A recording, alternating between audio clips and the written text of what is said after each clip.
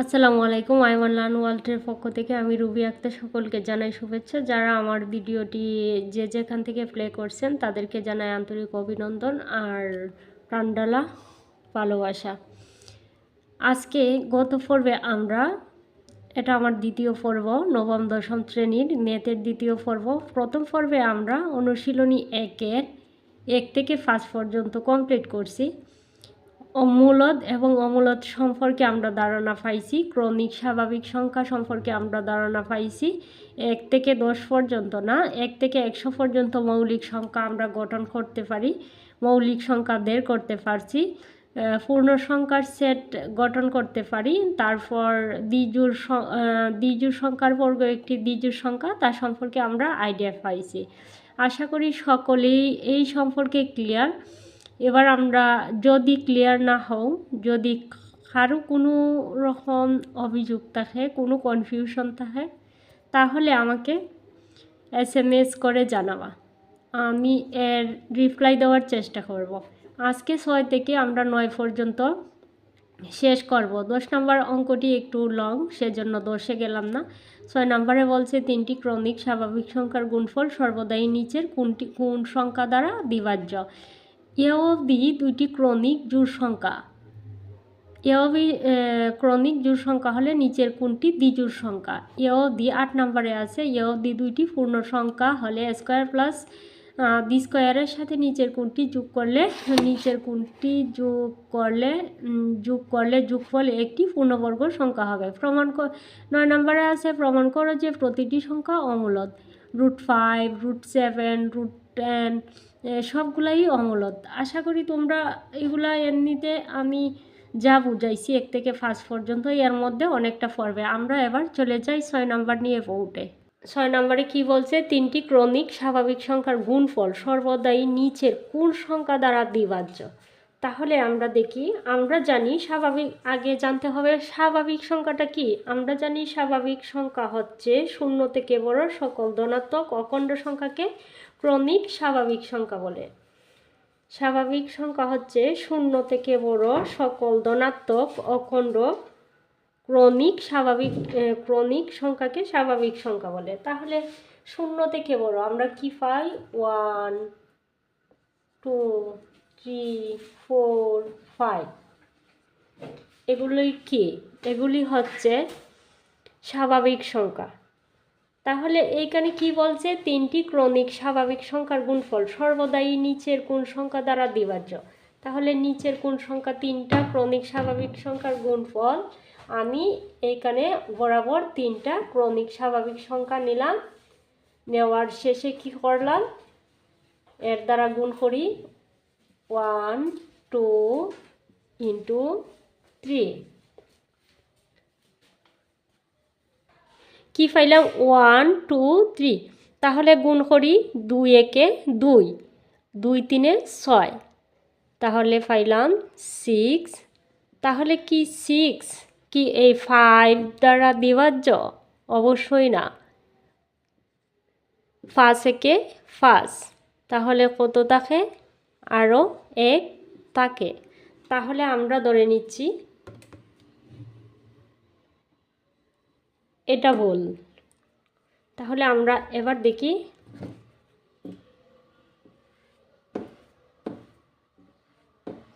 7 দ্বারা দেখি। আচ্ছা, আরেকটা সংখ্যারে দেখি, এখানে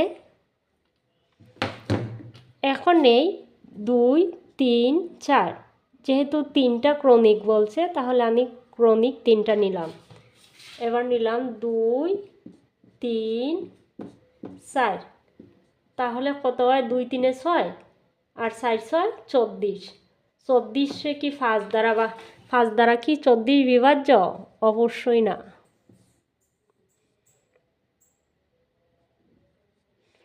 5 4 20।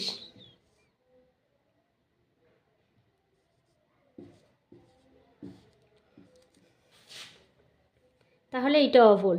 আচ্ছা, ধরলাম না, কোন নাম্বারটা আমাদের সঠিক না।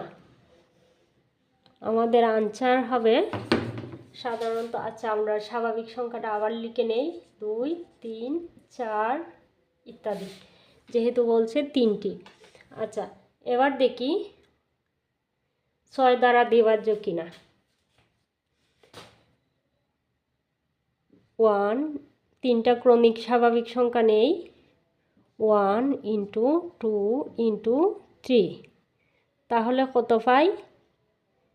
1 একে 1, 2 দ্বারা 3 গুণ করলে আমি আবার 6 পাই। আমি 6 পাই। তাহলে 6 কি এই 6 দ্বারা বিভাজ্য নয়? অবশ্যই। 6কে 6 দ্বারা ভাগ করলে কত পাই আমরা? 6 একে 6, অবশিষ্ট 0। তাহলে এই 6 দ্বারা 3টি ক্রমিক স্বাভাবিক সংখ্যার গুণফল সর্বদাই নিচের 6 দ্বারা বিভাজ্য। আবার আমরা আরেকটা দেখি। আগে নিছি এই 3টা, এবার এই 3টা নিলাম, ঠিক আছে? আরেকটা সংখ্যা দেই দরকার পড়ে। এবার এই 3টা নিলাম, 2 × 3 ×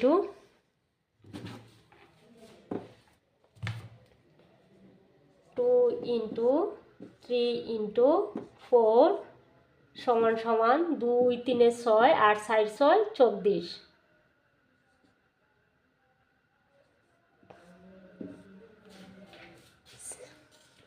6 দ্বারা কি 24কে বিভাজ্য নয়? তাহলে আমরা কত জানি? 4 6 24, 4 6 24। তাহলে আমাদের এই অঙ্কটা আমরা যেভাবেই দেখি, এখন ধরো আমরা এইটা বাদ, আবার আরেকটা করি। এবার এই 3টা সংখ্যা নিলাম, এখন নেই 3 4 5, গুণ করো কত দ্বারা? 2 3 4 12 আর 5 12 60।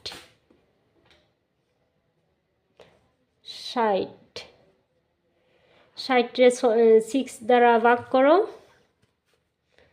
6 10 60। সুতরাং আমাদের আনসারটি হবে খ। এটি সঠিক। আমরা আশা করি এই 6 নাম্বারটা সম্পর্কে তোমরা একদম ক্লিয়ার। আচ্ছা, দেখি 7 নম্বরে কি বলছে। 7 নম্বরে বলছে এ ও বি দুইটি ক্রমিক জোড় সংখ্যা হলে নিচের কোনটি দ্বিজোড় সংখ্যা? তাহলে আমরা ক্রমিক জোড় সংখ্যা বলতে কি বুঝি? ক্রমিক 2 হচ্ছে একটি জোড় সংখ্যা, 4 হচ্ছে জোড় সংখ্যা, 6 জোড় সংখ্যা, 8 জোড় সংখ্যা, 10 জোড় সংখ্যা। এখানে কি বলছে? এ ও বি দুইটি ক্রমিক জোড় সংখ্যা হলে নিচের কোনটি দ্বিজোড় সংখ্যা? তাহলে জোড় সংখ্যা হলে নিচের কোনটি দ্বিজোড় সংখ্যা? আচ্ছা, আমরা a² সমান 2² ধরি। এখানে আছে a²। ক নাম্বারটা আমরা করি। কতে দেওয়া আছে a² সমান a² জায়গায় আমি দিলাম 2 জায়গায় এইখানে যেহেতু এর উপরে যেহেতু স্কোয়ার আছে, তাহলে আমার 2 এর উপরেও স্কোয়ার দিতে হবে। তাহলে আমি পাইলাম 4। এখানে বলছে এ ও বি দুইটি ক্রমিক জোড় সংখ্যা হলে নিচের কোনটি দ্বিজোড় সংখ্যা? তাহলে দ্বিজোড় সংখ্যা 4 তো নিঃসন্দেহে জোড় সংখ্যা। তাহলে এইটা আনসার না, ক নাম্বারটা আমার আনসার না। এবার দেখি ক সমান a² সমান আমি ধরছিলাম 2²। এবার b² সমান ধরি 4²। b² সমান 4²। তাহলে 4² সমান 16 একটি জোড় সংখ্যা। সুতরাং এটিও সঠিক নয়, এটাও আমার আনসার না। গ নাম্বারে আছে a² + 1। তাহলে গ নাম্বারটা করি।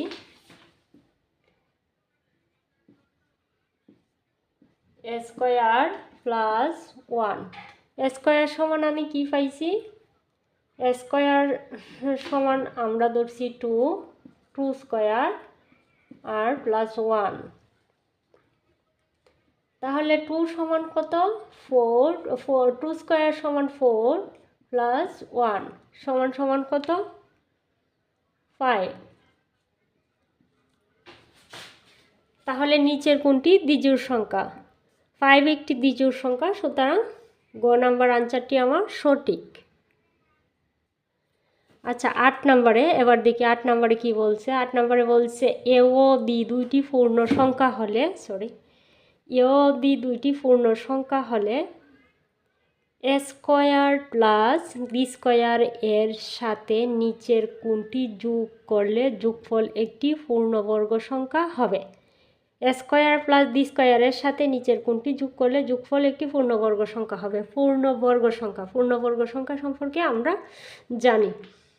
আমি গত পর্বে 1 নম্বর পর্বে পূর্ণবর্গ সংখ্যা সম্পর্কে একদম ক্লিয়ার করছি, সুতরাং আশা করি এ সম্পর্কে আর কোনো কনফিউশন নাই। এবার দেখব আমরা কোনটার সাথে কোনটা যোগ করলে একটি পূর্ণবর্গ সংখ্যা হয়। ক নাম্বারটা দেখি। এখানে বলছে স্কোয়ার প্লাস বি স্কোয়ারের সাথে যোগ করতে আমি স্কোয়ার প্লাস বি স্কোয়ারের সাথে যদি মাইনাস এ বি দেই, তাহলে এটি কিন্তু আমার কোনো পূর্ণবর্গ সংখ্যা হলো না, এটি আমার কোনো পূর্ণবর্গ সংখ্যা হয় না। 1 মিনিট। এটি যদি যোগ করি তাহলে কোনো পূর্ণবর্গ হয় না। আবার এ স্কোয়ার প্লাস বি স্কোয়ারের সাথে যদি এ বি যোগ করি তাও কোনো প্রকার পূর্ণবর্গ সংখ্যা হচ্ছে না।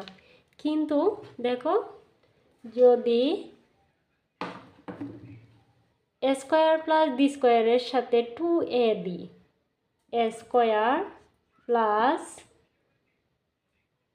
2ab এটা পিছনে রাখলে যা সামনে আনলে তা প্লাস বি স্কোয়ার, এই যে বি স্কোয়ারটা আমি পরে দিলাম, এ স্কোয়ারটা সামনে দিলাম, কি দাঁড়ায়? A square plus 2ab plus b square, তাহলে কি দাঁড়ায়?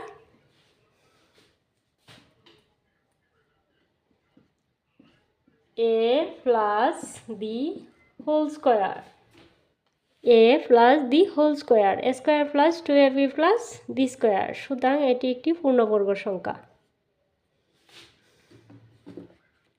রুটে পূর্ণবর্গ নয় এমন সংখ্যাটি পূর্ণবর্গ সংখ্যা হতে পারে না। আচ্ছা 9 নম্বরে কি বলছে দেখি। 9 নম্বরে কি বলছে? প্রমাণ করো যে প্রতিটি সংখ্যাই অমূলদ। তাহলে আমরা কি জানি? যে সংখ্যাকে পি বাই কিউ আকারে প্রকাশ করা যায় না সেটি হচ্ছে অমূলদ সংখ্যা। যে সংখ্যাকে পি বাই কিউ আকারে প্রকাশ করা যায় না সেটি হচ্ছে অমূলদ সংখ্যা। সুতরাং √5 কোনো মূলদ সংখ্যা নয়, এটি পূর্ণবর্গ সংখ্যাও নয়, এটি অমূলদ সংখ্যা, এটি অমূলদ। আমরা প্রমাণ করব। এবার দেখো 1 কে 2 3 4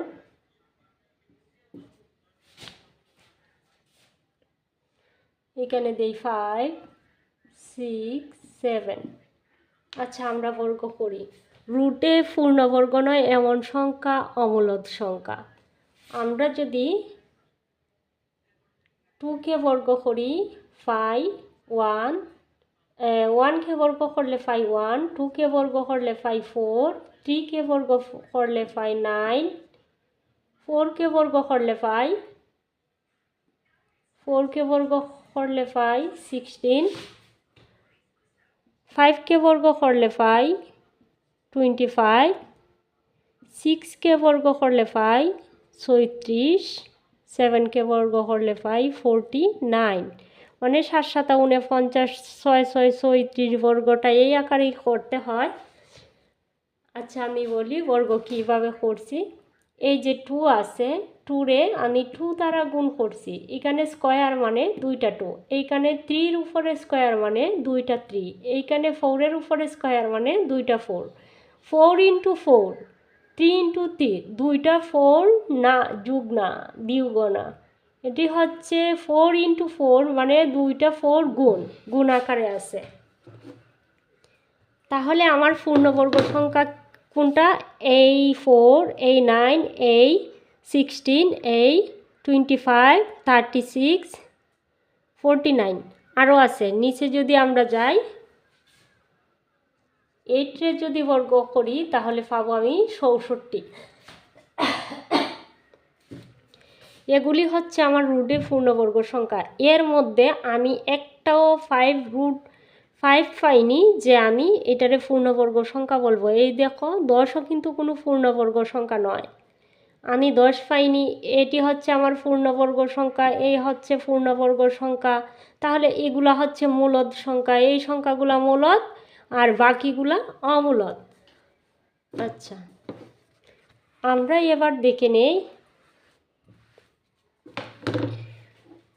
√5 রে যদি আমরা ক্যালকুলেশন করি তাহলে আমরা পাবো এইভাবে, ধরো 3, 4, 6, 7 ইত্যাদি, যেটা চলতেই থাকবে।